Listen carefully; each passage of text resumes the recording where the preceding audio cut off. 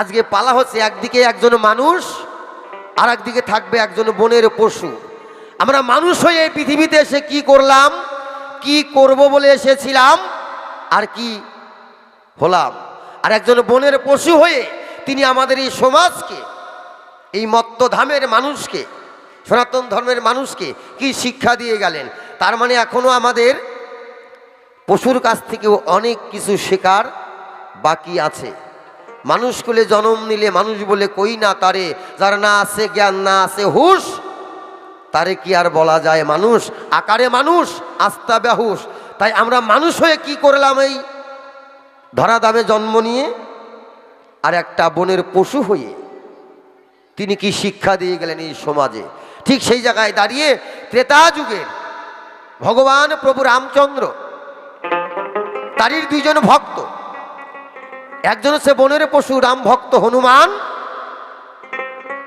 পবনপুত্র, আর একজন হচ্ছে রামেরই ভাই বিভীষণ। ঠিক সেই জায়গায় দাঁড়িয়ে দুইজন দুই পক্ষের উকিল হয়ে করবো লড়াই। যেহেতু আমি আগে দাঁড়িয়েছি মঞ্চে, ভাগটা আমিই করবো কে কোন পক্ষে থাকবে। তাই মাননীয় সুজনমালী মহাশয়কে তাকে হনুমানের পক্ষের উকিল রেখে আমি বিভীষণের পক্ষের উকিল হয়ে তার কাছে দু একটি কথা জানার জন্য করব জিজ্ঞাসা। সে যেন সুন্দরভাবে বাপের বেটার মতো ধর্ম আসরে এসে করে প্রকাশ। বলি আপনাদের ঠাই জবাবের যেন অভাব রাখে না এই ধর্ম সভায়। হরিবল হরিবল। ঠিক সেই জায়গায় দাঁড়িয়ে কিছু কথা, কিছু গান।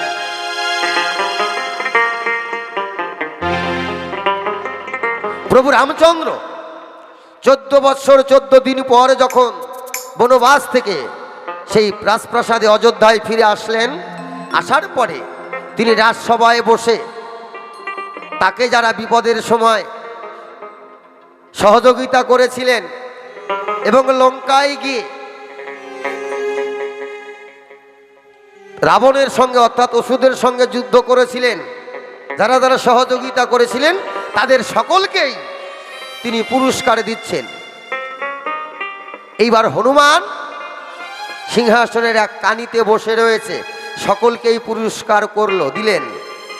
কিন্তু হঠাৎ করে মা সীতা দেখতে পায় সকলকেই তো বকশিস দেওয়া হলো, কিন্তু আমার যে পরম ভক্ত তাকেই তো বকশিস দেওয়া হলো না। মা সীতা মনে মনে করলো ভাবনা, যে যতই সহযোগিতা করে থাক, কিন্তু আমার হনুমান যেভাবে নিজের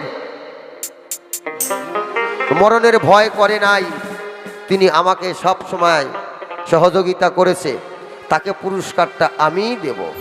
মা সীতা এই চিন্তা ভাবনা করে হনুমানকে ডাক দিয়ে তার গলায় ছিলেন মুক্তার হার, সেই মুক্তার হার হনুমানকে খুশি হয়ে তাকে দান করলেন, গলায় পরিয়ে দিলেন।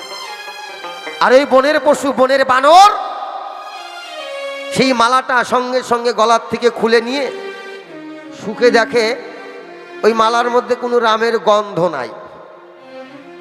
হয়তো ভাবলেন এত সুন্দর চকচকা জিনিসটা হয়তো ভিতরে থাকতে পারে, তাই ওই মুক্তোর দানা নিয়ে হনুমান দাঁতের চাপে সেটাকে ভাঙলেন। ভেঙেও দেখে তার মধ্যে কোনো প্রভুর নাম নাই, গন্ধও নাই, নামও নাই।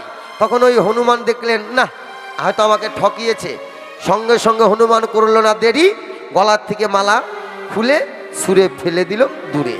ভাই লক্ষণ দেখে ক্রোধ হয়ে গেলেন, ওই বনের পশু হনুমান, আমার জননী তোমাকে এই রাজপ্রাসাদে পুরস্কার করেছে, আর তুমি কোন সাহসে, এত বড় তোমার স্পর্ধা, কি করে তুমি আমার জননীকে অপমান করলে? কেন তুমি তোমার ওই গলার থেকে মালা খুলে ফেলে দিলে দূরে? বলো। ও, তোমার অতিরিক্ত প্রশংসা হয়ে গেছে। আসলে তুমি বনের পশু বানর, তুমি কি আর মানুষের দুঃখ যন্ত্রণা জ্বালা বেদনা বুঝবে? হ্যাঁ বলো, কোন সাহসে তুমি এই কাজ করলে? তুমি কি ভগবানের রামচন্দ্রকে গিলে খেয়ে ফেলেছ? হনুমান বলছে, আমি বনের পশু ঠিকই বলেছেন, তবে আপনি কি বলতে চাইছেন? বলে, তুমি আমার প্রভুকে, তোমার রামচন্দ্রকে কোথায় রেখেছ? বলে, কেন? আমি তাকে আমার এই বক্ষ মাঝে রেখেছি, আপনি যদি চান আমি দেখাতেও পারি।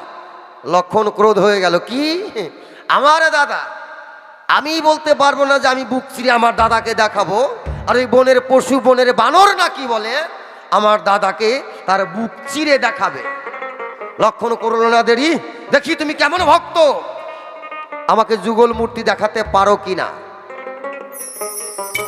বনের পশু হনুমান করলো না দেরি, সঙ্গে সঙ্গে বুক চিরে প্রভু রাম সীতার যুগল মূর্তি দর্শন করালেন। এইদিকে বিভীষণ মনে মনে চিন্তা করলো, হে ভগবান, আমিও তোমার নাম গুণগান করি, আমিও তোমার নাম বিনে এক ফোঁটা জল পান করি না, আর ওই বনের পশু সে কোন পুণ্যের ফলে, কোন সাধনার ফলে, কোন শক্তির বলে, কোন মায়ার বলে রাম সীতাকে বক্ষে পেল। আমি হনুমানকে জিজ্ঞাসা করব। ঠিক হনুমানকে রাস্তায় ধরে ডাক দিলে, বন্ধু তুমি যার ভক্ত আমিও তার ভক্ত, কিন্তু তোমার কাছে আমার কিছু জানার বাসনা আছে। হনুমান বললেন, বলো কি জানতে চাও? বলো হনুমান, তুমি কোন পুণ্যের ফলে, কোন শক্তির বলে, কোন মায়ার বলে প্রভু রাম সীতাকে বক্ষে পেলে? এই কথা জানতে চাইলেন কে? বিভীষণ। কার কাছ থেকে? হনুমানের কাছ থেকে। হনুমান তখন সঙ্গে সঙ্গে বিভীষণকে উত্তর না দিয়ে তিনি লিঙ্গ দর্শন করালো। বিভীষণ মনে মনে চিন্তা করলেন, এই হচ্ছে বনের পশু, এ পশুর ভাষা বুঝবে, এ কি আর মানুষের কথা বুঝবে? বিভীষণ করল না দেরি, সঙ্গে সঙ্গে চলে গেলেন প্রভু রামচন্দ্রের কাছে। প্রভু, একটা কথা আপনার কাছে জানতে চাই। বলে কি? জয় গুরু, জয় গুরু। আমি হনুমানকে জিজ্ঞাসা করেছিলাম, বলো হনুমান, তুমি কোন পুণ্যের ফলে, কোন সাধনার বলে রাম সীতাকে বক্ষে পেলে? তিনি মুখে উত্তর না দিয়ে তিনি তার লিঙ্গ দর্শন করালো। বলেন তো প্রভু, এটা কেমন হলো? এর মানেটা কি হবে? প্রভু রামচন্দ্র বললেন, বিভীষণ, এই প্রশ্নের উত্তর হনুমানের কাছেই আছে, আমার কাছে নাই। তুমি হনুমানের কাছে আবার যাও, গেলে তুমি ঠিক উত্তরটা পেয়ে যাবে। আবার দ্বিতীয়বার এসে যখন হনুমানকে জিজ্ঞাসা করলো, বলো হনুমান, তুমি কোন পুণ্যের ফলে, কোন সাধনার বলে রাম সীতাকে বক্ষে পেলে? দ্বিতীয়বারে ওই যে বলে না যে বানর ভেসকি দেয়, তখন ওই ভেসকি দিয়ে জিহ্বা বের করে দেখালেন। বিভীষণ এটাও ভাবলেন, হয়তো আমি জিজ্ঞাসা করলাম বনের পশু বানর, ও আমাকে ভ্যাঙ্গালো, আমাকে ক্রিটিসাইজ করলো। আমি তোমার কাছে জানতে চাই বন্ধু, আমি তোমার কাছে যখন জানতে চাইলাম, বলো হনুমান, কোন পুণ্যের ফলে, কোন সাধনার বলে রাম সীতাকে বক্ষে পেলে? তুমি প্রথমবারে আমাকে লিঙ্গ দর্শন করালে, দ্বিতীয়বার যখন জিজ্ঞাসা করলাম তখন তুমি জিহ্বা বের করে দেখালে। এই জিহ্বা লিঙ্গ, জিহ্বার মধ্যে আর লিঙ্গের মধ্যে মাঝখানে ফাঁকার মধ্যে কোন তত্ত্ব রয়েছে? এখানে তুমি মত্ত ধামের নরনারীদেরকে কি শিক্ষা দিলে? কোন কর্ম করলে রাম সীতাকে বক্ষে পাওয়া যাবে? তোমার কাছে প্রথমবারে জানার আশ, একটা গান করে তোমাকে পাঠাই, সঠিক জবাবটা যেন পাই। যে জিহ্বা আর লিঙ্গের মাঝখানে কিবা তত্ত্ব আছে, বলবে গো আমায়।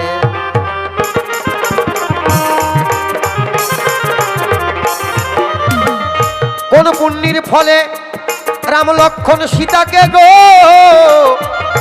বক্ষে করেছে ধারণ?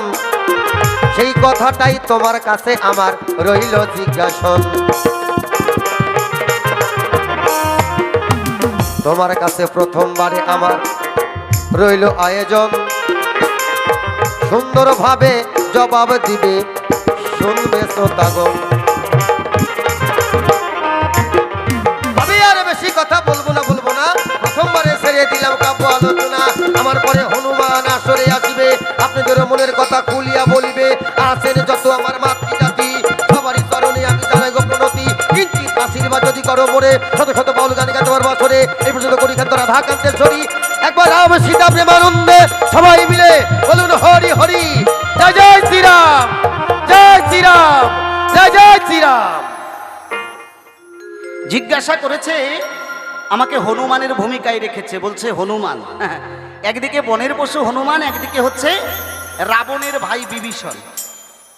উনি নিজেকে মানুষ বলে দাবি করে গেল। কি বলবো আপনাদের, ঠাই এমন একটা বংশের মানুষের সঙ্গে আজকে আসর।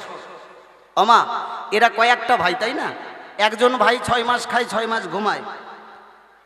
কি, একজন ভাই 6 মাস খায় 6 মাস ঘুমায়। আর উনার যে বড় দাদা রাবণ রাজা, গোটা বিশ্ব ব্রহ্মাণ্ডে পৃথিবীতে তার একটা প্রমাণ আমরা পেয়েছি মা, তাই না? সীতাকে চুরি করে কি কাণ্ড কারখানা শুরু করে দিয়েছিল এই রাবণ রাজা, তার বড় দাদা। তিনি হচ্ছেন বিভীষণ। তিনি আবার রাম ভক্ত, নিজেকে দাবি করলেন যে আমি রাম ভক্ত। কি বলবো আপনাদের, তাই ইনার একটা বোন ছিল যার নাম হচ্ছে সুপর্ণখা। কি বলবো মা, এই সুপর্ণখা কি করলেন, যখন স্বামীর বাড়িতে, মা যখন বললেন যে তুমি স্বামীর বাড়িতে গিয়ে স্বামীর সেবা করো, বাসর ঘরে সুপর্ণখা মনে মনে চিন্তা করলেন যে মা যখন বলেছে স্বামী সেবা করতে হয়, ওই বাসর ঘরে গিয়ে নিজের স্বামীকেই খেয়ে ফেলেছে সুপর্ণখা, যিনি উনি মানে বুঝতে পারে যে স্বামী সেবা করা মানে খাওয়া, ওই জন্য নিজের স্বামীকেই খেয়ে ফেলেছে। তাই নাকি আজকে বিভীষণ সেই বংশেরই একজন, তিনি নাকি আজকে নিজেকে রাম ভক্ত বলে দাবি করে। আমাকে হনুমানের ভূমিকা দিয়ে জিজ্ঞাসা করেছে দান, বলো হনুমান, আমরা মানুষ যারা রাম সীতাকে বক্ষে ধারণ করতে পারি না তারা, কিন্তু তুমি বনের পশু হয়ে রাম সীতার যুগল মূরতি বক্ষে কেমন করে করেছো ধারণ?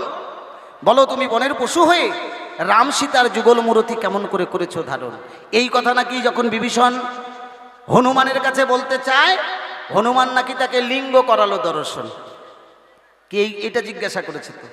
উনি মনে মনে চিন্তা করলো, বনের পশু, এর আবার কি হবে ভালো আচরণ? আমি একটা ভালো কথা জিজ্ঞাসা করলাম, বলো হনুমান, কোন সাধনার বলে, কোন শক্তির বলে তুমি রাম সীতার যুগল মূরতি করলে বক্ষে ধারণ? হনুমান নাকি তাকে লিঙ্গ করালো দর্শন। বলো হনুমান, তোমার কাছে জিজ্ঞাসা রয়, তুমি এরকম অপকর্ম কেন করলে? বলবে আসরে সুন্দরভাবে জবাব চাই। দ্বিতীয়বারে যখন জিজ্ঞাসা করলো, উত্তর পেল না, যখন লিঙ্গ দর্শন করালো, দ্বিতীয়বারে নাকি আবার বিভীষণ এসে হনুমানের কাছে জিজ্ঞাসা করলো, বলো হনুমান, কোন শক্তির বলে, কোন সাধনার বলে তুমি রাম সীতার যুগল মূরতি রাখলে বক্ষস্থলে? দ্বিতীয়বার নাকি হনুমান তাকে তাকে জিহ্বা লিঙ্গ করালো দর্শন। উনি জিজ্ঞাসা করেছে দান, দুইবারে দুইটা অর্থ, এই লিঙ্গ এবং জিহ্বার মধ্যে কি তত্ত্ব লুকিয়ে আছে? তোমার কাছে চাই সমাধান। কি মায়েরা, হবে তো? কি আলোচনা হবে তো? ঠিক আছে, সেই আলোচনা তত্ত্ব ধরে একটু ব্যাখ্যা করতে চাই আসরের মাঝারে। জয় গুরু, জয় গুরু।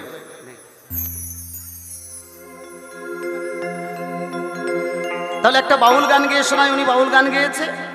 এবার এই বাউল গানের মধ্য দিয়ে ওনার যত তত্ত্ব, ওনার যত আলোচনা, এই বাউল গানের মধ্যে এই তত্ত্ব লুকিয়ে আছে বলতে চাই আপনাদের। ঠাই হনুমান কেন তাকে দুইবার দুটা জিনিস করালো দর্শন?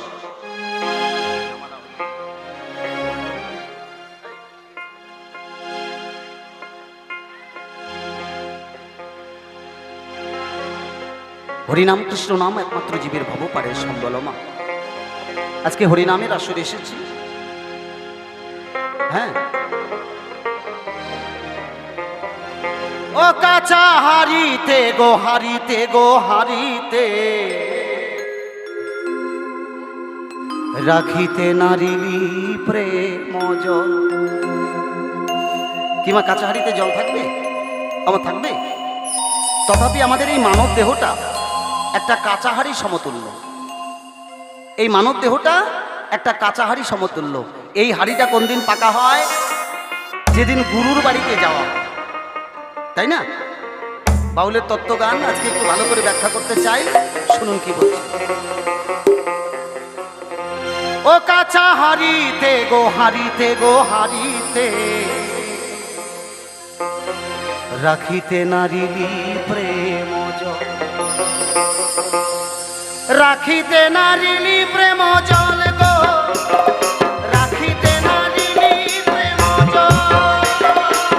ও কাঁচা হারিতে গো হারিতে গো হারিতে গো হারিতে, রাখিতে নারিলি প্রেম জল। রাখিতে নারিলি প্রেম জল গো, রাখিতে নারিলি প্রেম জল।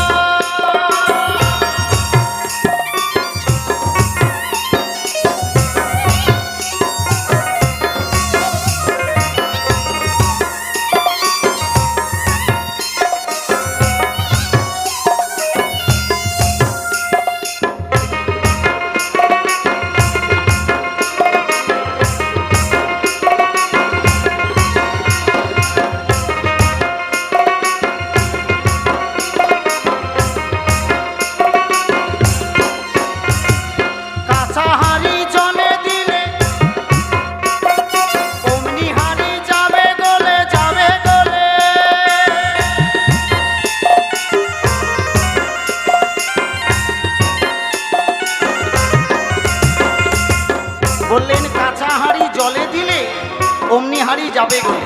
তথাপি এই মানব দেহটা একটা কাঁচা হাড়ি। ওমা দেখবেন পালমশাই যারা হাড়ি পাতিল তৈরি করে,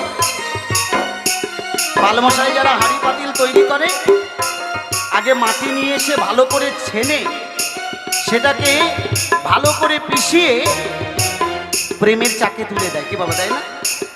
ওই প্রেমের চাকে তুলে দেওয়ার পরে আস্তে আস্তে করে তাকে প্রেমের পিটুনি দেওয়া হয়। আর ওই প্রেমের পিটুনি যতক্ষণ না দেবে ততক্ষণ কিন্তু ওই হাড়িটা একটা আকার ধারণ করবে না। যেই হাড়িটা আস্তে আস্তে করে প্রেমের পিটুনি দিয়ে গঠন হয়ে গেল, ওই হাড়িটা আবার নিয়ে গিয়ে পালমশাইরে কি করে ওমা, ওই নিয়ে গিয়ে আগুন ধরিয়ে দেয়। কি আগুন ধরিয়ে দেয় না? এবার আগুন ধরিয়ে দেওয়ার পরে হাড়িটা যখন টকটকা লাল হয় তখন প্রেমের বাজারে বিক্রি করতে নিয়ে যাওয়া হয়। আমা প্রেমের বাজারে বিক্রি করতে গিয়ে কি হয়, মায়েরা যখন হাড়ি পাতিল ক্রয় করে, কি বলবো আপনাদের ধারে, ওই হাড়িটা কিন্তু আগে আঙ্গুল দিয়ে বাড়ি দিই ভালো করে কিন্তু দেখে নেওয়া হয়। যদি টনটন আওয়াজ হয় তাহলে সেই হাড়িটা বাজারে বিক্রয় হয়। আর যদি ঢ্যাপ ঢ্যাপ আওয়াজ হয় মনে মনে চিন্তা, সেই হাড়িটা কিন্তু বিক্রি হয় না। তাতেও যদি সন্দেহ হয় সেই হাড়িটা জল দিয়ে দেখে নেওয়া হয় তাতে ফুটো আছে কিনা। তথাপি এই মানব দেহটা কোন দিন পাকা হবে? কি বলছে গানের ভাষা, পাকা হাড়ি জলে দিলে অমনি হাড়ি যাবে গলে, যাবে গলে। সেদিন গুরু শিষ্য দুইজন মিলে, গুরু শিষ্য দুইজন মিলে বেজে যাবে গন্ডগোল, গন্ডগোল। রাখিতে নারিলি প্রেম জল গো, রাখিতে নারিলি প্রেম জল। ও কাঁচা হাড়িতে গো, হাড়িতে গো, হাড়িতে রাখিতে নারিলি প্রেম জল।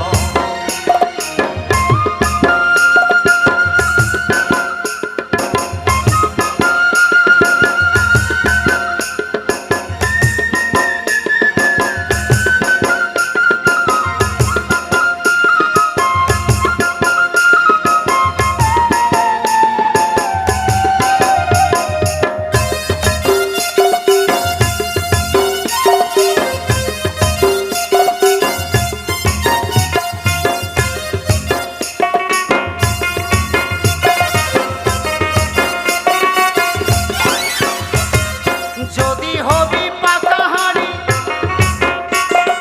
চলে যেমন গুরুর বাড়ি, গুরুর বাড়ি।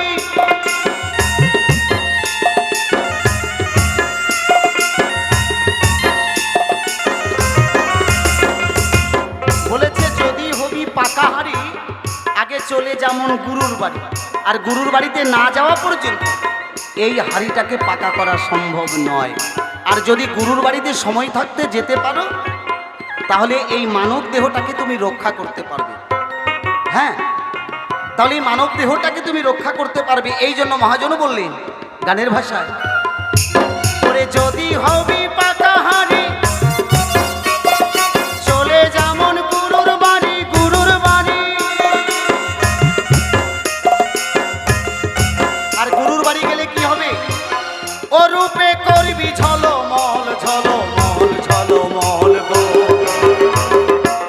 গুরুর বাড়িতে গেলে এই দেহটাকে সুন্দরভাবে 50 বছর আয়ু নিয়ে এসেছি ওমা, কেমন করে 50 বছর বাঁচবো এটা গুরুর বাড়িতে গেলে সন্ধান দেয়। আর এই গুরুর বাড়িতে গেলে এই রূপ যৌবন সদা সর্বদাই ধরে রাখা যায়। এটা আমার কথা নয়, গুরু গোসাই যারা আছেন সকলে আপনারা জানবেন।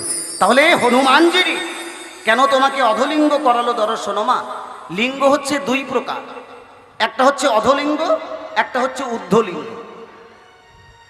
হনুমানজি কি বলবো তো আপনাদের ঠাই অধলিঙ্গকে চেপে ধরে ঊর্ধ্বলিঙ্গের সাধনা করেছিল। এই জন্য রাম সীতার যুগল মূরতি বক্ষে ধারণ করতে পেরেছিল।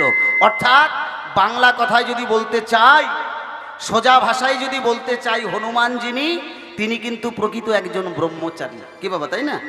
আর ব্রহ্মচারী হয়ে তিনি অধলিঙ্গের সাধনা করে প্রকৃতা স্বরূপা নারীকে দূরে রেখে হনুমান ঊর্ধ্বলিঙ্গের সাধনা করেছিল। এই জন্য রাম সীতার যুগল মূরতি বক্ষে ধারণ করতে পেরেছিল। এর চাইতে যদি ভালো আরো কিছু ভেঙে বলতে চাও তাহলে আগে গুরুর বাড়ি যাও। যদি হবি পাকাহারি করে চলে যেমন গুরুর বাড়ি, গুরুর বাড়ি ও রূপে করবি ঝলমল ঝলমল ঝলমল গো। রাখিতে নারিনী প্রেম জল গো, রাখিতে নারিনী প্রেম জল।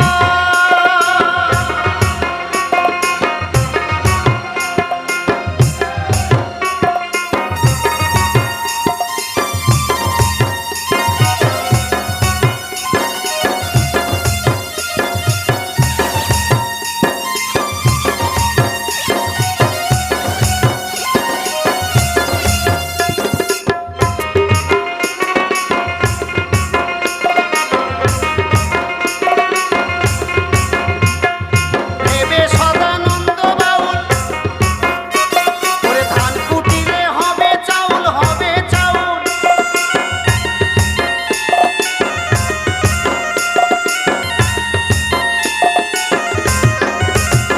বলছে ভেবে সদানন্দ বাউল ধান কুটিরে হবে চাউল। মা ধান কাকে বলা হয়েছে গো?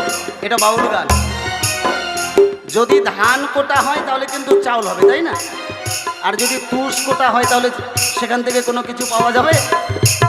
ওই জন্যই ধান মানব দেহটা যতক্ষণ দেহে আছে বল কি বাবা, আর যখন বল ফুরিয়ে যাবে, ওই যে শিবানন্দ হালদার একটা গান শোনাতো, তখন কিন্তু লাস্টের দিকে যতই কোটার চেষ্টা করো তখন আর কোনো কিছুই হবে না। এর নাম বাউল গান। হ্যাঁ, কারণ যুগটা হয়ে গেছে বাবা উল্টা, যুগটা হয়ে গেছে উল্টা। এখন দেখবেন 100টা শিশুর মধ্যে ইদানিং একটা রোগ দেখা দিয়েছে। 100টা শিশুর মধ্যে নাই নাই করে হলো 25টা শিশুদের পেচ্ছাপ ব্লক হয়ে যাচ্ছে। বড় মানুষেরও হয়। কি বলবো আপনাদের ঠাই, আগে আমরা শুনতে পেলাম খাসি যদি চাল খায় তাহলে নাকি তার ব্লক হয়, কি রাজুদা? আর এখন মানুষেরও হচ্ছে, তারা চাল খায় না কিন্তু চাইলের মাল খায়। এই জন্য যুগটা বাবা উল্টা। বাউল গান বুঝতে গেলে আগে সঠিক তত্ত্বের করতে হবে ব্যাখ্যা। কি বলছে কাকা? ভেবে সদানন্দ বাউল ধান কুটিরে হবে চাউল, হবে চাউল। বলো তুষ কুটিলে কি বা ফল, কি বা ফল, কি বা ফল। রাখিতে নারিনী প্রেম জল গো, রাখিতে নারিনী প্রেম জল। ও কাঁচা হাড়িতে গো, হাড়িতে গো, হাড়িতে। রাখিতে নারিনী প্রেম জল গো, রাখিতে নারিনী প্রেম জল। রাখিতে নারিনী প্রেম জল গো, রাখিতে নারিনী প্রেম জল। রাখিতে নারিনী প্রেম জল গো, রাখিতে নারিনী প্রেম জল। রাখিতে না, রাখিতে নারিনী প্রেম জল, রাখিতে নারিনী প্রেম জল। রাখিতে নারিনী প্রেম জল। শোনো শোনো ও বিভীষণ তোমারে জানাই, সুন্দর কথা বলে গেলে এ ধর্ম সভায়।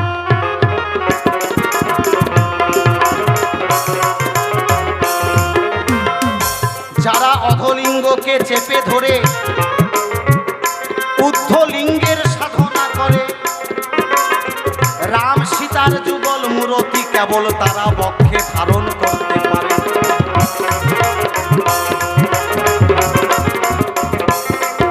তাই তো হনুমান যিনি প্রকৃতা স্বরূপা নারীকে দূরে রেখে করেছে ঊর্ধ্বলিঙ্গেরও সাধন, এই জন্য রাম সীতার যুগল মূরতি বক্ষে করালেন দর্শন। শোনো শোনো বিভীষণ আমি তোমারে জানাই, হনুমান কিন্তু ব্রহ্মচারী, মোটেও মিথ্যা নয়। হনুমানের হাত ব্রহ্ম, চোখ ব্রহ্ম, পাও ব্রহ্ম হয়। ব্রহ্মজ্ঞানী হনুমান সদা সর্বদাই তোমারে জানাই। এই তো ছিল তোমার প্রথমবারের প্রথম আয়োজন, কিঞ্চিত করে জবাব দিলাম মনের মতো। থাক থাক আর বেশি কথা বলবো না, এখানে ছেড়ে দিলাম আমার কবির কল্পনা। এরপরে বিভীষণ আসরে আসিয়া সুন্দরভাবে তত্ত্ব কথা দেবেন বোঝাইয়া। আমি যা যা জিজ্ঞাসা সভা মাঝে করেছিলে দান, সুন্দর করে ধরে ধরে দিলাম সমাধান। তোমার কাছে একটা জিজ্ঞাসা জানিবারে চাই, বলো বিভীষণ তোমার পুত্রকে কেন নিধন করলে বলিবে আমায়। রামচন্দ্রের দলে এসে গাও রাম গুণগান, নিজের ছেলের মৃত্যুর কারণ হলে কিসের গান। পৃথিবীতে এমন কোন পিতা আছে বলো বিশ্ব সংসার মাঝারে, নিজের ছেলেকে বধ করে নিজে দাঁড়িয়ে থেকে বলিবে আমারে। তোমার কাছে প্রথমবারে আমার এই একটা জিজ্ঞাসা রহিল, এবার বাপের বেটার মতো জবাব দেবে আসরে ভালো। থাক থাক আর বেশি কথা বলবো না, এইখানেতে রেখে দিলাম আমার কবির কল্পনা। এইখানেতে করলাম খান্ত রাধা কান্ত শরীর, একবার রাম সীতা প্রীতি প্রেমানন্দে বদন ভরে বলো হরি হরি হরি বল হরি বল হরি হরি। জানাই তোমার প্রশ্নের জবাব দেব এই ধর্ম সভায়।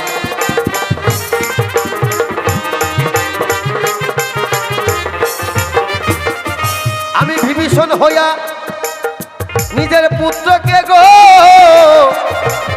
মারার বাতিয়ে দিলাম কল কৌশল। এইটা তোমার কেমন নিয়ম আমার কাছে বলবে, শুনবে শ্রোতাগণ। একটু আমাদের সত্য যুগে যেতেই একটু হয়, সেই সত্য যুগে না গেলে অনেকের বুঝতে একটু অসুবিধা হবে আমার মনে হয়। সত্য যুগে ভক্ত প্রহ্লাদ তিনি ছিলেন কৃষ্ণ ভক্ত, আর তার পিতাও ছিলেন দত্ত, তার নাম হিরণ্যকশিপু। কিন্তু ভক্ত প্রহ্লাদ সর্বদাই হরিকথা কৃষ্ণ কথা কৃষ্ণ গুণগান গায়।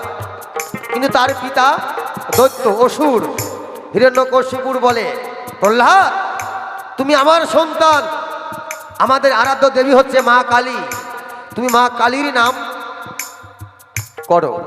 প্রহ্লাদ বলে, শোনেন পিতা, আমি এই হরি নাম ছাড়া আমি আর কিছু জানি না, কিছু মুখে আসে না। আমি এই কৃষ্ণ নাম এই দেহে প্রাণ থাকতে আমি বাদ দিতে পারবো না, ভুলতে পারবো না। ঠিক তাই তার উপরে তখন অত্যাচার করে অনেক ঘটনা, আমি সেই দিকে যাচ্ছি না। তখন ভগবান বলেছেন, আমি হতে আমার নাম বড়, নাম হতে আমার ভক্ত বড়, আমি সকল কিছু সহ্য করতে পারি। কেউ যদি আমার ভক্তকে আঘাত করে আমি সেটা মেনে নিতে পারি না বা সহ্য করতে পারি না। ঠিক তাই ওই হিরণ্যকশিপুর দত্ত তিনি একটা বর প্রাপ্ত হয়েছিলেন, তাই সেই বর প্রাপ্ত সিদ্ধান্ত মতে তাকে নরসিংহ রূপ ধরে ভগবান কিবা কর্ম করে, ওই নরসিংহ রূপ ধরে হিরণ্যকশিপুরকে ভগবান বসালো তার পুরোর উপরে। এই উড়োতে বসিয়ে নরসিংহ, নর মানে মানুষ, সিংহ মানে পশু বা জানোয়ার, মুখটা হচ্ছে সিংহের মতো আর বডিটা মানুষের মতো, তাই তার নাম হচ্ছে নরসিংহ। ভগবান যতবার অবতার অবতীর্ণ হয়েছেন তার মধ্যে একটা রূপ নরসিংহ রূপ ধারণ করেছিলেন, কারণ দুষ্টের দমন সৃষ্টির পালন। ঠিক সেই হিরণ্যকশিপুরকে যখন বধ করে তখন তিনি বলেছিলেন, প্রহ্লাদ আজ তুই আমার সন্তান, আমি তোর পিতা, তুই যেমন আমার মৃত্যুকে তুই দাঁড়িয়ে থেকে দেখলি, আমিও করলাম অভিশাপ, এর পরের জন্মে আমি তোর পিতা হব, তুই আমার সন্তান হবি, কিন্তু আমি বাপ হয়েও আমার সামনে তোর মৃত্যু হবে, আমি সেটা দেখব। তাই সেই হিরণ্যকশিপুর যে দত্ত ছিলেন তার অংশ কলা বিভীষণ, আর ভক্ত প্রহ্লাদ তিনিও আমার ভক্ত হয়ে বিভীষণের ঘরে এসেছেন, তার নাম হচ্ছে তরণী।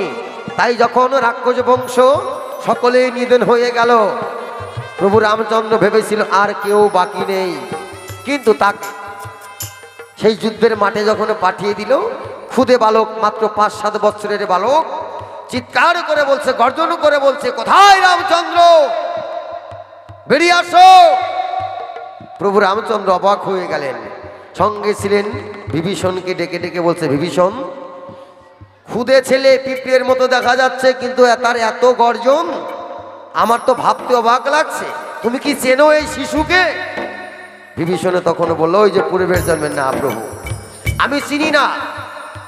একদিকে পূর্বের জন্মের স্বীকৃতি, আর একদিকে ভগবানের হাতে যাদের মৃত্যু হয় তারা মরে না, তারা উদ্ধার হয়ে যায়। বিভীষণে দেখলেন এই রাক্ষস বংশের সকলেই ভগবানের হাতে উদ্ধার হয়ে গেল, আমার সন্তান যদি ভগবানের হাতে উদ্ধার হয়ে যায় তাতে আমিও ধন্য। ধীরে ধীরে এগিয়ে আসলেন। যখন সামনাসামনি হলো, ওই রাম, প্রভু রামচন্দ্র যখন ওই বালকের গায়ে বাণ মারে, বাণ উল্টে এসে পড়ে, কিছুতেই তার গায়ে বাণ মারতে পারছে না। কিন্তু বিভীষণ তো জানে এটা আমার ছেলে, প্রভু রামচন্দ্র জানে না। হয়তো আপনারা বলতে পারেন, ভগবান হয়ে জানেন, এটা কেমন কথা? এটা ভগবান, শোনেন, কেউ যদি পাপ করে, সে বাপ হোক আর ভগবান হোক, পাপ বাপ কেউ ছাড়ে না। প্রভু রামচন্দ্রের পূর্বের জন্মের এক মুনির অভিশাপ ছিল। কখন ওই যে সত্যযুগে যখন ভগবান নরসিংহ রূপ ধরে একটি বিকট আওয়াজ, বিকট গর্জন করেছিল, তখন কুলমণির পত্নী গর্ভবতী ছিলেন। সেই বিকট গর্জনে গর্ভপাত হয়ে যায়। আগেকার দিনের মানুষের মুখে শোনা যেত, সিংহ যদি ডাকে দেয় পুরুষদের নাকি লিঙ্গ খসে পড়ে, শোনা যেত না বাবা? ঠিক তাই, সেই নরসিংহ রূপ ধরে যখন বিকট আওয়াজ করে, ওই কুলমণির পত্নী তখন গর্ভপাত হয়ে একটি রক্তপিণ্ড প্রসব করে। তখন তার পত্নী অভিশাপ দিয়েছিল, হে ভগবান, তুমি ভগবান হয়েছো তাই তোমার এত অহংকার, আমি করলাম অভিশাপ, অভিশাপ থেকে পাবে না মাপ, এর পরের জন্মে তুমি ভগবান হয়ে জন্ম নিবে ঠিকই, কিন্তু তুমি যখন মৃত্তিকায় চলাফেরা করবে তখন তোমার কিছুই মনে থাকবে না যে আমি ভগবান। তুমি যখন শয়নে যাবে তোমার পূর্বের স্মৃতির কথা সব মনে পড়বে। ঠিক তাই প্রভু রামচন্দ্র ভগবান যখন ত্রেতা যুগে জন্ম নিলেন, তিনি যখন মাটিতে হাঁটেন তখন তার মনে থাকে না যে আমি ভগবান। তিনি যখন শয়নে যান তখন তার মনে পড়ে। ঠিক তাই বিভীষণকে ডেকে ডেকে বললেন ভগবানের রামচন্দ্র, বিভীষণ, এ তো অলৌকিক ঘটনা, এই সাধারণ বালককে কেন আমি আমার এই বাণের আঘাতে তাকে বধ করতে পারছি না? বিভীষণ তখন কৌশল শিখিয়ে দিলেন, প্রভু এই বালককে মারতে আপনি এই বাণে মারতে পারবেন না, একে মারতে হবে ভক্তির বাণে। কারণ প্রভু রামচন্দ্র যখন ওই তরুণীর গায়ে বাণ নিক্ষেপ করে, ওই তরুণীর গোটা গায়ে লেখা ছিলেন রাম নাম। কারণ একবার রাম নামে যত পাপ হরে, পাপীর সাধ্য নাই তত পাপ করে। এখনো বর্তমানে দেখবেন আমাদের সমাজে আছে, কোনো বয়স্ক মানুষ যদি মরার উপরে, ঢেকের উপরে থাকে, মনে হয় তুলসী তলায় বের করে দিলে, কিন্তু পঞ্চ আত্মার মধ্যে 4টা আত্মা বেরিয়ে যায়, একটা আত্মা থাকে। কোনটা? সেটা হচ্ছে প্রেতাত্মা। এই প্রেতাত্মা যতক্ষণ পর্যন্ত হরিনাম না বলবে, না শুনবে, ততক্ষণ পর্যন্ত তার দেহ এই নরককুণ্ডে ভোগ করতেই হবে। কারণ তাই তখন তার মাথা মুড়িয়ে তাকে প্রায়শ্চিত্ত করে মাথায় ঘোল ঢেলে তার কর্ণমূলে যখন হরিনাম দেয়, দেখা গেল 2, 4, 5 দিন, 7 দিন, 15 দিনের মধ্যেই তিনি ইহলোক ত্যাগ করে পরলোক গমন করে। ঠিক তাই তখন ওই বিভীষণ শিখিয়ে দিলেন, প্রভু এই বালককে মারতে হলে ভক্তির বাণে, মায়ার বাণে। ঠিক তাই তখন সেই ভক্তির বাণে তরুণীকে বধ করলো। তাই তখন সেই বিভীষণ বাবা হয়ে, ওই যে পূর্বের জন্মের, আমি বাবা হয়ে জন্ম নিব, তুই আমার সন্তান হয়ে জন্ম নিবি, আমার সামনে তোকে মারবে, আমিও দাঁড়িয়ে থেকে দেখবো। একদিকে পূর্বের জন্মের স্বীকৃতি, আর একদিকে এই জন্মের রাক্ষস কুল থেকে তিনি উদ্ধার হয়ে যাবে, মুক্তি পাবে। এই তো তোমার কথার জবাব, কথায় দিলাম সমাধান। এইবার তোমার কাছে দ্বিতীয়বারে আমি হনুমান হব আগুয়ান। তুমি যদি ব্রহ্মচারী হবে গো হনুমান, আমার কথা নিবা, বাপের বেটার মতো এই আসরে জবাবটা কিন্তু দিবা। আস্তে, এ তো জন্মেরই ঠিক নাই বাবা, হনুমানের জন্মের ঠিক নাই। যদি বলেন কেন, কেউ বলে কিশোরী নন্দন, মানে এক বাবার নাম হচ্ছে কিশোরী, মায়ের নাম অঞ্জনা দেবী। কেউ বলে এটা পবন পুত্র হনুমান, কেউ বলে শিবের অংশ কলা রুদ্র অবতার, শিবেরও পুত্র। তাহলে তোর বাবা কেটা? তাই কথা, তোর আধার কার্ড বাই করতে দেখি। হনুমান মানে বানর যদি বুড়া হয়ে যায়, মানে গাছ বাবা বলে ভোলে না, বান্দর আজকে আটকে গেছে। তোর আধার কার্ডে কোন নাম আছে, তোর ভোটের কার্ডে কোন নাম আছে, তোর প্যান কার্ডে, তোর রেশন কার্ডে, তোর ফ্যামিলি কার্ডে, তোর স্বাস্থ্য সাথীর কার্ডে। আবার এই যে নতুন বাড়াইছে 5 লাখ টাকার চিকিৎসা করে যাবে যদি কোনো জায়গায় আটকে যাস। আয়ুষ্মান ভারত ফর্মটা ফিল আপ করে নিস, যে প্রদীপের কাছে আছে 100 টাকা দিয়ে ফর্মটা ফিল আপ করিস। হ্যাঁ, আয়ুষ্মান ভারত। হ্যাঁ, আগে টাকাটা দিয়ে দে, অমিতকে দিয়ে দিচ্ছে। হ্যাঁ, ও জেরক্স করে নিয়ে আইসো। তাহলে হনুমান নাকি ব্রহ্মচারী? আচ্ছা, যারা ব্রহ্মচারী তাদের কি সন্তান থাকে বাবা? তবে আমাদের জলপাইগুড়িতে ছিল বিআইনির দল, গোপাল ব্রহ্মচারী, তার 4-5টা, ওটার কথা বাদ দিলাম। হ্যাঁ হ্যাঁ, ওরা সবাই ব্রহ্মচারী, ওটা অনুরোধের ফল। হরিবল হরিবল। ও কি কথা? তাহলে বল, তুই যদি ব্রহ্মচারী হয়ে থাকবি তাহলে তোর ছেলে হলো কি করে, ছেলের নামটা কি, আর কোন জায়গায় তুই ইন্টু করছিলি?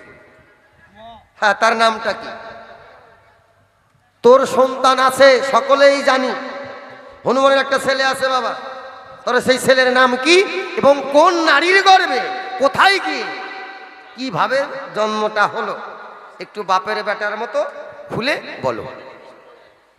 সময়ও পড়ায়, অল্প করা যাবে না, গল্প আমাদের পরে আসবে রিনা রায়, তার গান শোনার জন্য আমরা সকলেই বসে রয়েছি, শুনবো তার গান। তাই হনুমানের কাছে আমার দ্বিতীয়বারে একটাই জিজ্ঞাসা, তুই যদি ব্রহ্মচারী হবি, ও বলেছে আমার হাত ব্রহ্ম, কারণ এই হাত দিয়ে ধর্মের কাজ করে, তাহলে হাত ব্রহ্ম।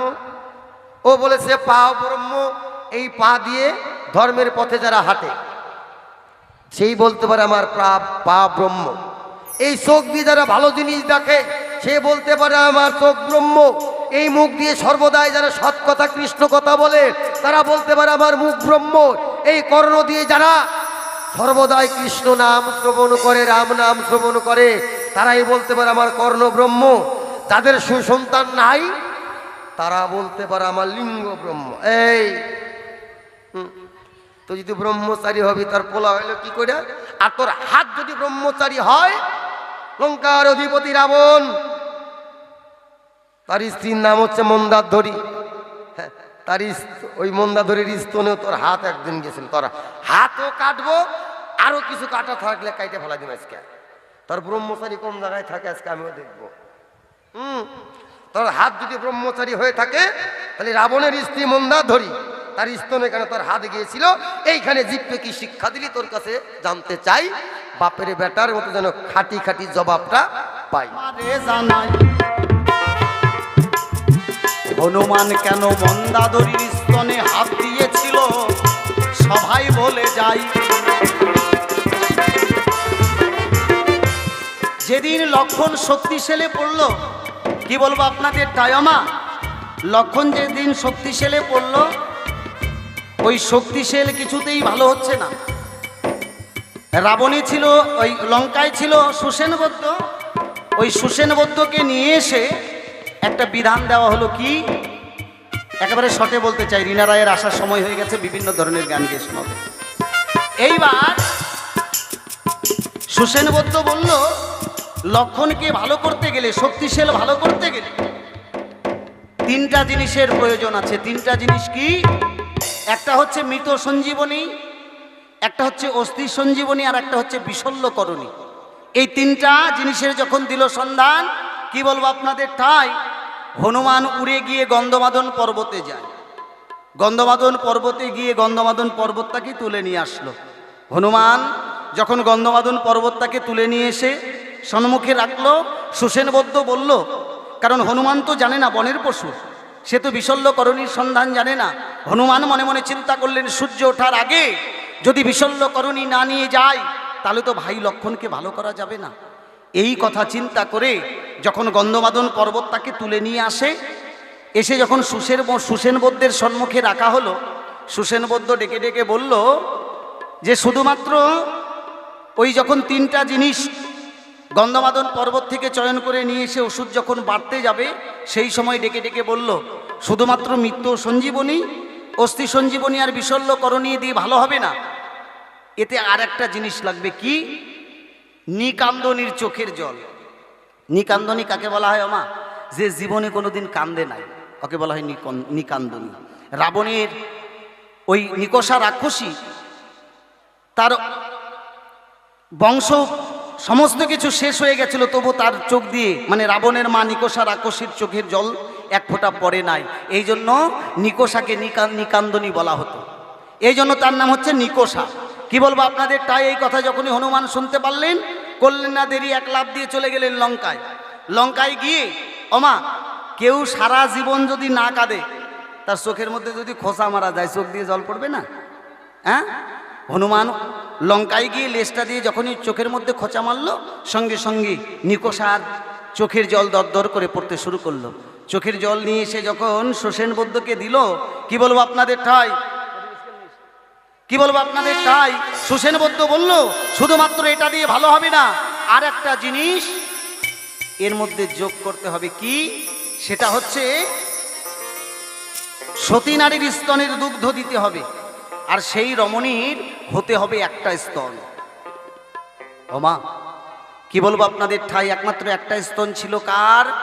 রাবণের স্ত্রী যিনি মন্দাদরী, এই মন্দাদরীর ছিল একটা স্তন। আর বালির স্ত্রী তারা দেবীর, তার ছিল একটা স্তন। সতী নারীর স্তনের দুগ্ধ নেওয়ার জন্য হনুমান মনে মনে করিলেন চিন্তন, আজকে যদি আমি সতী নারীর স্তনের দুগ্ধ নিয়ে এসে না দিতে পারি, তাহলে তো ভাই লক্ষণকে ভালো করা যাবে না। হনুমান সঙ্গে সঙ্গে অষ্টসিদ্ধি যোগে হনুমান একটা বালকের রূপ করলেন ধারণ। বালকের রূপ ধারণ করে এক লাফ দিয়ে লঙ্কার দ্বারে গিয়ে দরজার সামনে গিয়ে মা মা বলে ডাকছে। হনুমান মা মা বলে যখন ডাকছে, রাবণের স্ত্রী মন্দাদরী মনে মনে চিন্তা করছে, এত করুণ সুরে মা ডাক তো আমি কোনোদিন শুনি নাই। 1,00,000 পুত্র মোর 1,00,000 নাতি, 1,00,000 পুত্রের কণ্ঠে মা ডাক শুনেছি, কিন্তু এরকম করুণ সুরে মা ডাক তো আমি আর কোনোদিন শুনতে পাই নাই। মন্দাদরী ওমা বিচলিত হয়ে গেল, সঙ্গে সঙ্গে লঙ্কার দ্বার খুলে দিয়ে দেখছে ছোট একটা বালক, দুই চোখ যেন কেতরে মুদে যাচ্ছে, আর মা মা বলে ডাকছে। মন্দাদরী এসে ডেকে ডেকে বলছে, কে বালক? তোমাকে তো আমি চিনতে পারলাম না, বলো তুমি কেন মা মা বলে ডাকছো? বলছে, মাগো আমি যে অনেক দিন থেকে ক্ষুধার্ত, আমি অনেক দিন থেকে যে কিছু খাই নাই, তুমি আমার একটু ক্ষুধা নিবারণ করবে, তোমার বুকের সুধা পান করিয়ে। ওমা দাও না, দেখো আমার দুটো চোখ যেন কেতরে বন্ধ হয়ে যাচ্ছে। দেখবেন বাচ্চাদের যদি চোখ ওঠে, মায়ের বুকের দুগ্ধ যদি সেই চোখে দেওয়া যায়, সেই চোখ নাকি আগেকার মায়েরা বলতো ভালো হতো। ডেকে ডেকে বলছে, দেখো আমার দুই চোখ যেন বন্ধ হয়ে যাচ্ছে, তুমি এক ফোঁটা স্তনের দুগ্ধ আমার চোখের মধ্যে দিয়ে আমার এই চোখটাকে তুমি ভালো করো মা। আর আমি যে ক্ষুধার্ত, অনেক দিন থেকে কিছু খাই নাই, তুমি আমার ক্ষুধা নিবারণ করো। ওমা মন্দাদরী ডেকে ডেকে বলল, ওরে বাছা, তোকে আমি কেমন করে বুঝাবো, আমার সন্তানেরা সকলে তো বড় হয়ে গেছে, আর সন্তান বড় হয়ে গেলে মায়ের স্তনে দুগ্ধ থাকে না। হনুমান ডেকে ডেকে বলছে, মাগো আমি এটা শুনতে চাই না, তুমি আমাকে দুগ্ধ দেবে না? তুমি যদি আমাকে দুগ্ধ না দাও, আমি শুনেছি তুমি নাকি পরম সতী, তুমি যদি আমাকে দুগ্ধ না দাও মা, তাহলে আমি যে তোমাকে মা মা বলে ডেকেছি, তুমি আমার সেই মা ডাক ফিরিয়ে দাও। মন্দাদরী দুই নয়নের জলে ভেসে ডেকে ডেকে বলছে, ওরে পৃথিবীতে সব কিছু ফিরিয়ে দেওয়া যায়, একটা জিনিস ফিরিয়ে দেওয়া যায় না, সেটা হলো মা ডাক। আমি তোকে কেমন করে বোঝাই, আমি তোকে দুগ্ধ দেব, আমি তোকে দুগ্ধ দেব, কিন্তু তুই যদি প্রকৃত বালক হবি, আর তোর ভিতরে যদি কামনা বাসনা না থাকবে, তুই এখনই উঠে আয় আমার কোলে, তুই দুগ্ধ পাবি। আর তোর মধ্যে যদি কামনা বাসনা থাকে, তাহলে তুই এখনই পুড়ে ভস্ম হয়ে যাবি। যেই এই কথা বলেছে, হনুমান এক লাফ দিয়ে মন্দাদরীর কোলের উপরে বসে স্তনের বুকের কাপড় সরিয়ে দিয়েছে। মন্দাদরী স্তনের দুগ্ধ দরদর করে পড়ছে, হনুমান ক্ষুধা নিবারণ করছে, আর ওই একটু দুগ্ধ হাতের মধ্যে নিয়ে এক লাফ দিয়ে চলে আসলো সেই সুসেন বদ্যের ঠাই কিলব আপনাদের ঠাই ওমা। কেউ যদি বাৎসল্য প্রেমী মাতৃস্তনে হাত দেয় তাতে দোষের থাকে না। দেখবেন বাচ্চারা যদি যখন মাতৃস্তন পান করে, একটা স্তন পান করে আর একটা স্তনে হাত বুলোয়, কি বলবো আপনাদের ঠাই। তাই তো হনুমান বাৎসল্য প্রেমে মন্দাদরীর স্তনে হাত দিয়েছিল, এতে দোষের কিছু নাই। এই তো ছিল তোমার জিজ্ঞাসা, করলাম সমাধান। ব্রহ্মচারী হয়ে কেমন করে হনুমানের হয়েছে সন্তান। জয় জয় নিতাই গৌর সীতানাথ প্রেমানন্দে হরিবল। হনুমানের সন্তানের দুটো বিবরণ রয়েছে আমা। একটা বিবরণ কি, রাবণের লঙ্কায় অনেকগুলো সেনা ছিল। আমাদের যেমন ভারতবর্ষে আছে বায়ু সেনা, জল সেনা, তাই না, বিভিন্ন রকম সেনা রয়েছে। রাবণেরও জল সেনা ছিল, তার নাম হচ্ছে শৃঙ্গিকা রাক্ষসী। কেউ যদি লঙ্কায় প্রবেশ করতে যেত, আগে ওই শৃঙ্গিকা রাক্ষসীর সঙ্গে যুদ্ধ করতে হতো। শৃঙ্গিকা রাক্ষসীকে যুদ্ধ পরাস্ত করতে পারলে লঙ্কায় প্রবেশ করতে পারবে। যখন হনুমান সীতার সন্ধানে লঙ্কায় যায়, ওই লঙ্কার দ্বারে ছিল শৃঙ্গিকা রাক্ষসী। ওই হনুমানকে শৃঙ্গিকা রাক্ষসী অমা যখন মুখটা হাঁ করে, তার নিঃশ্বাসের চোটে হনুমান শৃঙ্গিকা রাক্ষসীর পেটের মধ্যে চলে যায়। যখন শৃঙ্গিকা রাক্ষসীর পেটের মধ্যে চলে যায়, হনুমান জানতো অষ্টসিদ্ধি যোগ। অষ্টসিদ্ধি যোগ কাকে বলা হয় আমা? এই অষ্টসিদ্ধি যোগ যদি কেউ জানে, একটা মানুষ শূন্যে উড়ে বেড়াতে পারে, যেমন বাবা লোকনাথ। আর এই অষ্টসিদ্ধি যোগ যদি জানি অমা, একটা মানুষ ছোট থেকে বড় হতে পারত। তাই হনুমান সহস্র যোজন লম্বা হতে পারত। যখন শৃঙ্গিকা রাক্ষসীর পেটের মধ্যে গেল, হনুমান অষ্টসিদ্ধি যোগে ওই শৃঙ্গিকা রাক্ষসীর পেটের মধ্যে সহস্র যোজন লম্বা হতে শুরু করলো।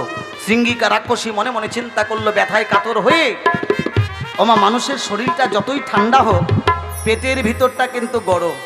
যখনই ওই শৃঙ্গিকা রাক্ষসীর পেটের মধ্যে হনুমান চলে যায়, হনুমানের এক ফোঁটা ঘাম ওই শৃঙ্গিকা রাক্ষসীর পেটের মধ্যে পড়ে। সঙ্গে সঙ্গে শৃঙ্গিকা রাক্ষসী হনুমান যখন মুখ দিয়ে বের করে দেয়, ওই ঘামটা থেকে যায় শৃঙ্গিকা রাক্ষসীর পেটের ভিতরে। পরবর্তীকালে শৃঙ্গিকা রাক্ষসী গর্ভবতী হয়, তার একটা সন্তান হয়, তার নাম হচ্ছে মকরধ্বজ। এতে হনুমানের কোনো দোষ নাই।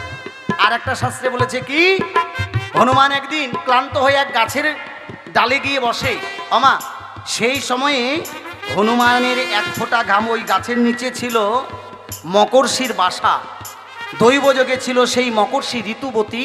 যখন হনুমানের ঘাম ওই গাছের নিচে মকর্ষির উপরে পড়ে, ওই মকর্ষি হনুমানের ঘাম চেটে খায়। এটা লেখা আছে কোথায়? রামকৃষ্ণ পরমহংসদেবের রচনা করা রামায়ণের মধ্যে। হ্যাঁ, এইবার ওই ঘাম চেটে খেয়ে ওই মকর্ষি হয় গর্ভবতী। হ্যাঁ, মকর্ষি হয় গর্ভবতী, আর ওই গর্ভের মধ্যে একটা সন্তান জন্ম নেয়, যার নাম হচ্ছে মকরধ্বজ। পরবর্তীকালে হনুমানের সন্তান হয়ে মানে তাকে পরিচয় দেওয়া হয়। এই তো ছিল তোমার জিজ্ঞাসা, করলাম সমাধান। এসো এসো সভা মাঝে ভক্ত বিভীষণ।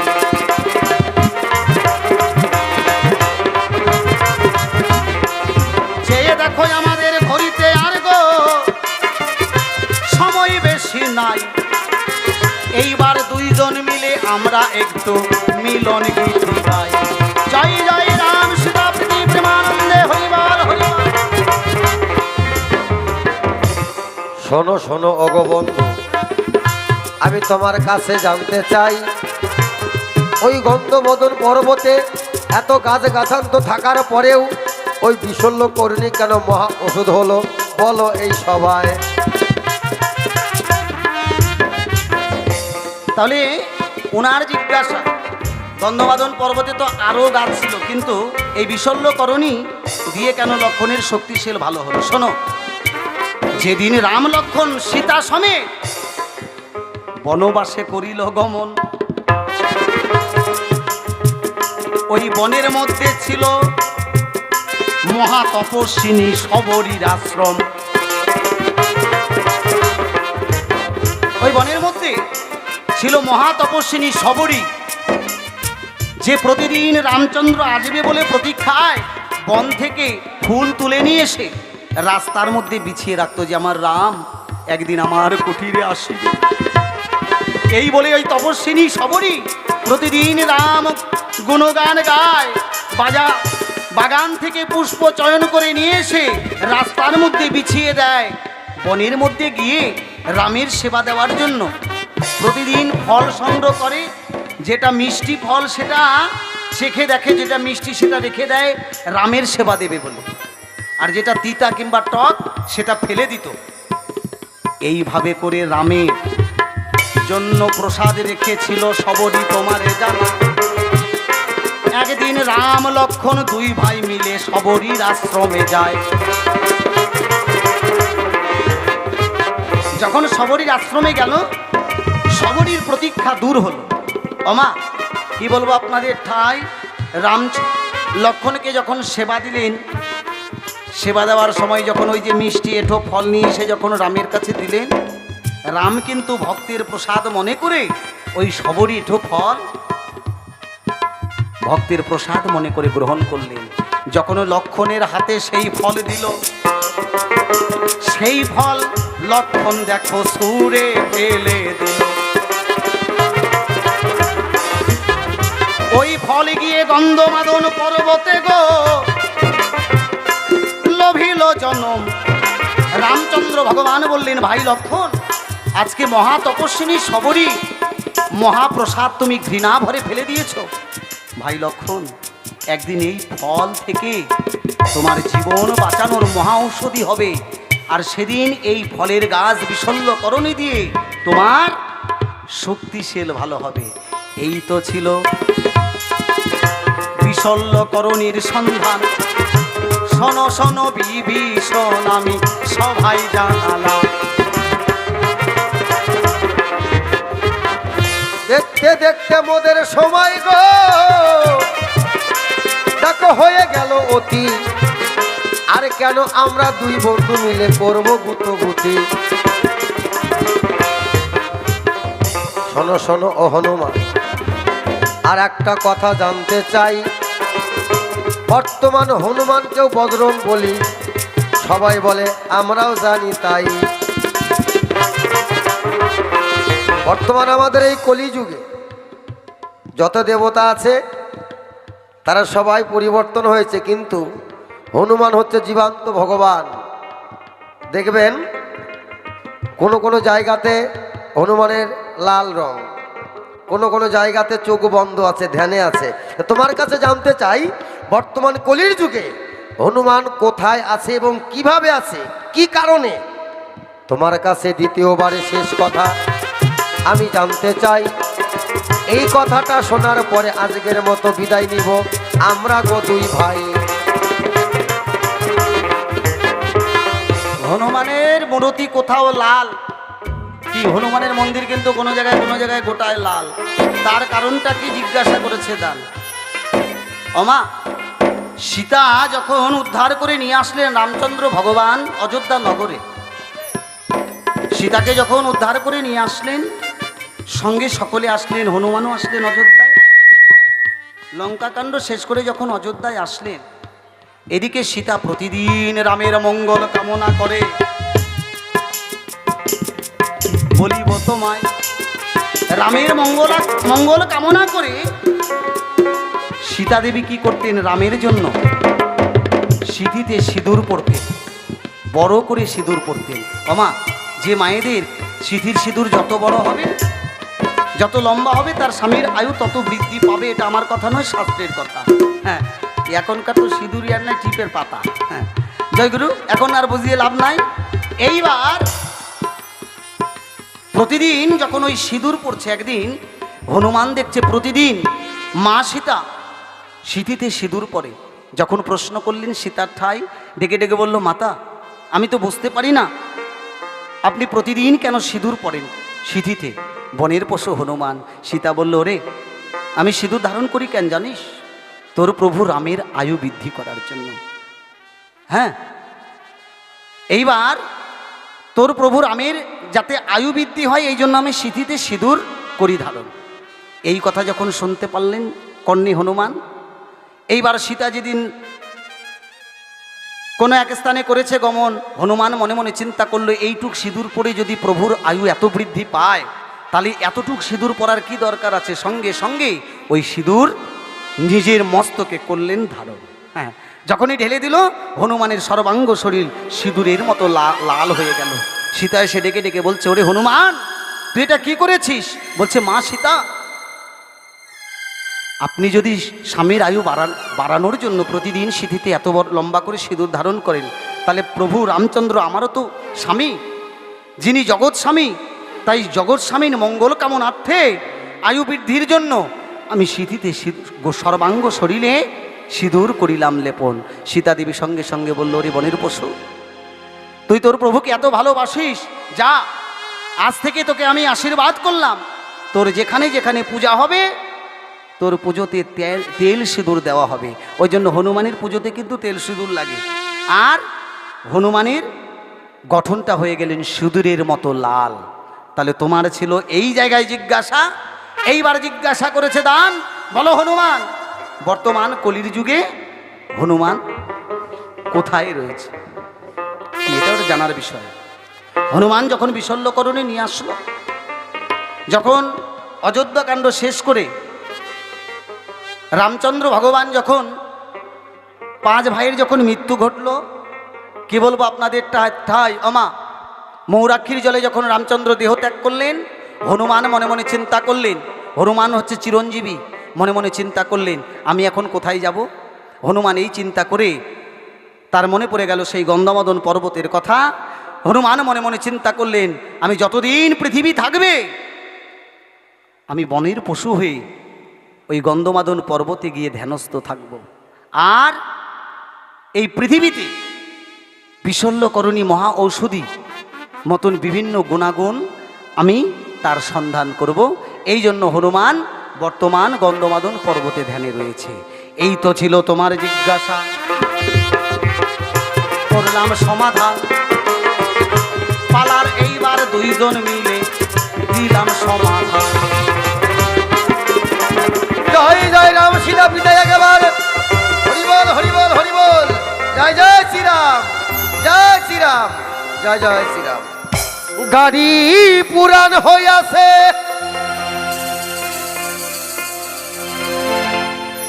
ঝংকারে ধইরাছে,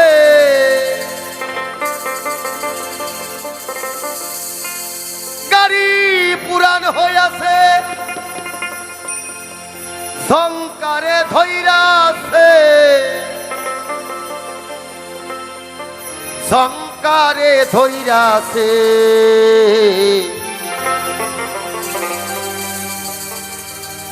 অনুমানে বুঝলাম গাড়ির তেল ফুরাইতাছে।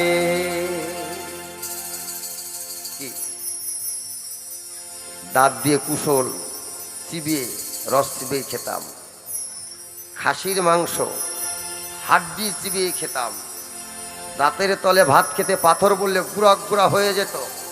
আর এখন কুশাল সাবান তো দূরে থাক বাবা, রুটি যদি গরম জল দেয় গুলিয়াও যদি ভাইজাই দেয় তুলার মতো নরম হয়, তাও চাবাইতে চাবাইতে এমুর থেকে এমোরা, এমুর থেকে এমোরা, কি তাই না? হ্যাঁ, তাহলে কুশলের রস এখনই গিলা খাচ্ছি। কত দূরে ছিল মানুষটা, এই চোখ দিয়ে দেখা গেছে। কি বাবা, 50 কেজির বস্তা নিয়ে 10 মাইল 20 মাইল হাইটে গেছে, এখন আর হয় না। সিঁড়ির ধাপটা 4 ইঞ্চি উঁচু, মনে হয় আরো 2 ইঞ্চি কমায় দিলে ভালো হতো। উঠতে মারে, বসতে বাবারে। ঠিক সেই জায়গায় দাঁড়িয়ে একটি খাঁটি বাউল গান গাই, শুনুন।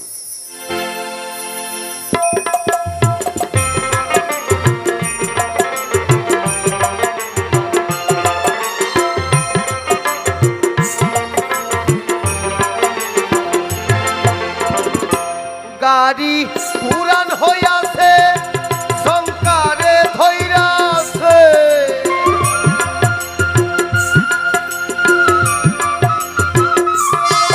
গাড়ি পুরান হইয়াছে,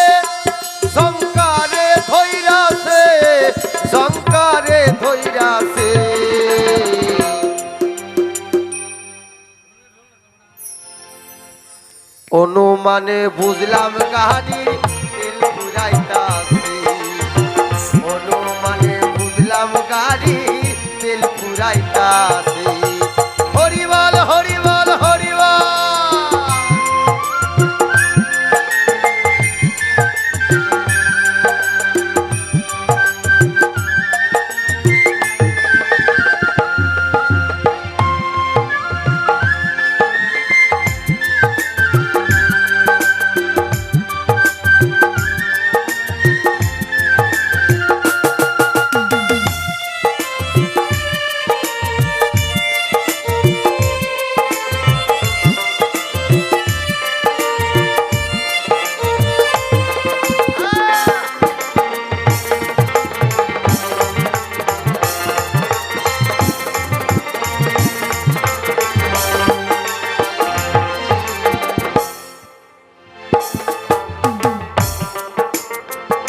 ডাউন হইছে গাড়ির ব্যাটারি,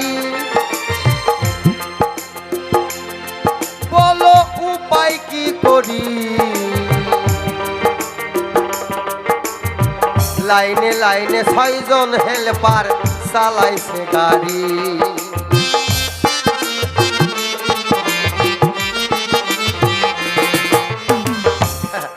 একটা বাড়িতে যদি একটা গাড়ি থাকে, যদি ভাই 5টা থাকে, তাই না? যার যখন খুশি, কেউ 3 জন নিয়ে চালাচ্ছে, কেউ 2 জন নিয়ে চালাচ্ছে। এখনো বর্ষার দিন, রাস্তায় গাড্ডা, জায়গায় জায়গায় গাড্ডা হয়ে গেছে, জল রয়েছে। কারণ গাড়ি তো কিনছে বাবায়, নিজের টাকা তো আর কিনি নাই। তেল ভরছে বাবায়, লাইসেন্সটাও বানাচ্ছে বাবার টাকায়। তো যার যেমন খুশি চালাচ্ছে। তা আমার এই দেহের মধ্যে একটা গাড়ি 6 জনে চালাচ্ছে। কাম, ক্রোধ, লোভ, মোহ, মায়া, মাৎসর্য। ডাউন হইল গাড়ির ব্যাটারি, বলো উপায় কি করি? লাইনে লাইনে 6 জন হেল্পার চালাইছে গাড়ি।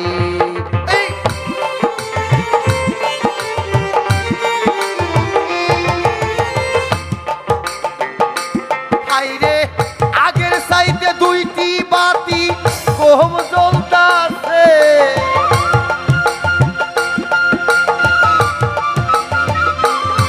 হাইরে আগের সে 2টি বাতি কম জ্বলতাছে, সংসারে ধইরাছে।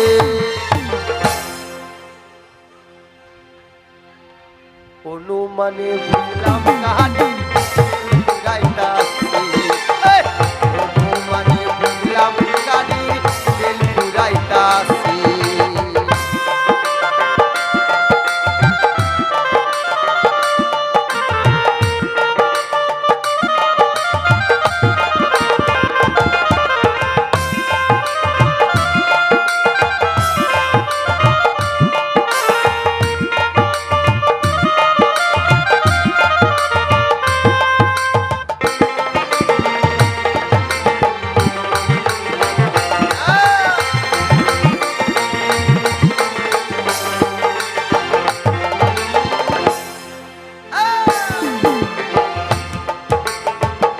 গাড়ি ছিল মনেরই মতন,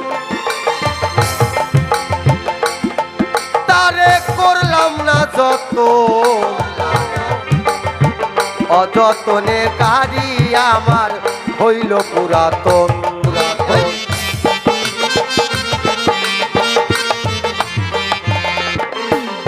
ও দিদিমা, তোমার যখন 18 বছর বয়স ছিল, হ্যাঁ, কতই না ফ্যাকাম ছিল। লাল ফিতা দিয়া চুল বেঁধে দিত আগে কর্মা মাসিরা, তাই না?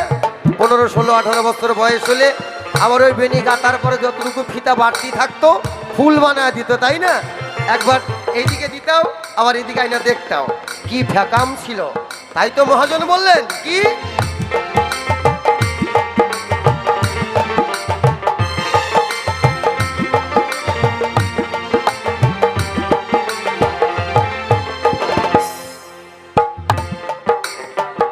গাড়ি ছিল মনেরই মতন, তারে করলাম না যত, নতুন থাকতে গাড়ি আমার হইল পুরাতন।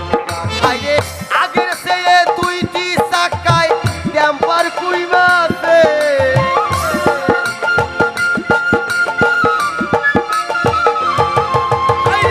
আগের সে দুইটি চাকার ড্যাম্পার কুইমাছে, ঝংকারে ধইরাছে অনুমানে বুঝলাম গাড়ি তেল ফুরাইতাছে, অনুমানে বুঝলাম গাড়ির তেল ফুরাইতাছে।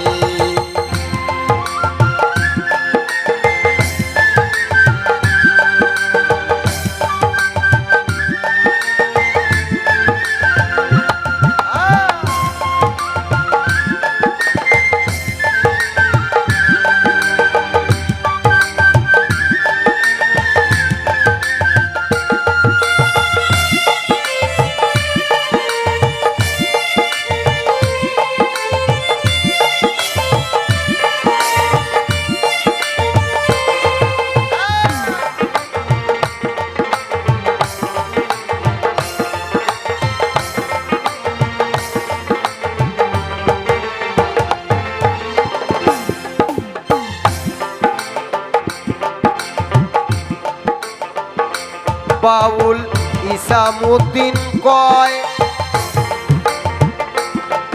আমার তাই তো লাগে ভয়, মেরামত চলবে না গাড়ির যদি কিছু হয়।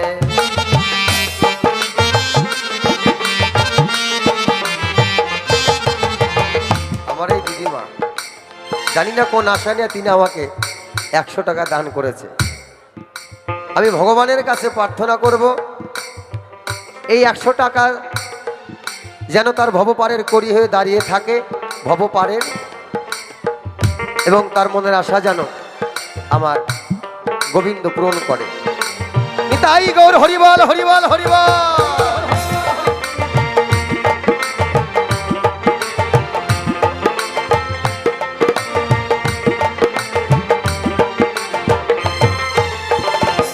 বাউল ইসামুদ্দিন কয়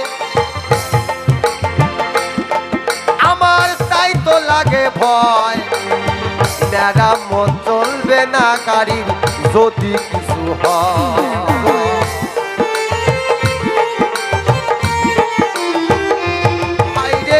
কখনো যেন গাড়ি থুইয়া ড্রাইভার পালাইছে,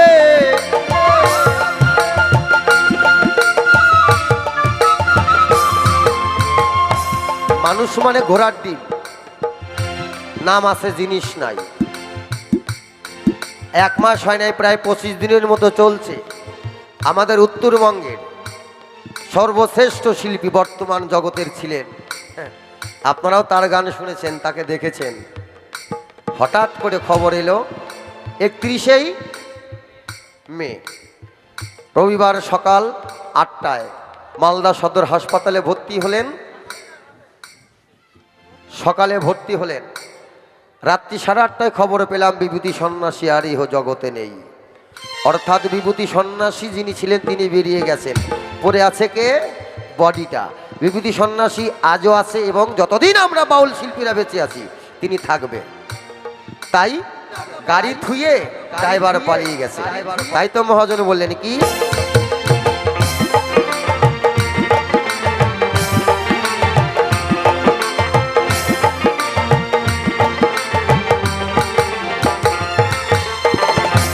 বাউল ইসামুদ্দিন কয় আমার তাই তো লাগে ভয়, মেরামত চলবে না গাড়ির যদি কিছু হয়।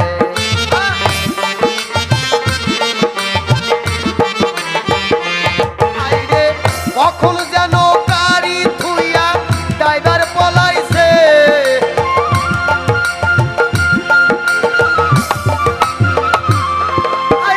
কখন যেন গাড়ি থুইয়া ড্রাইভার পলাইছে, সংকারে ধইরাছে অনুমানে বুঝলাম গাড়ি তেল ফুরাইতাছে, অনুমানে বুঝলাম গাড়ি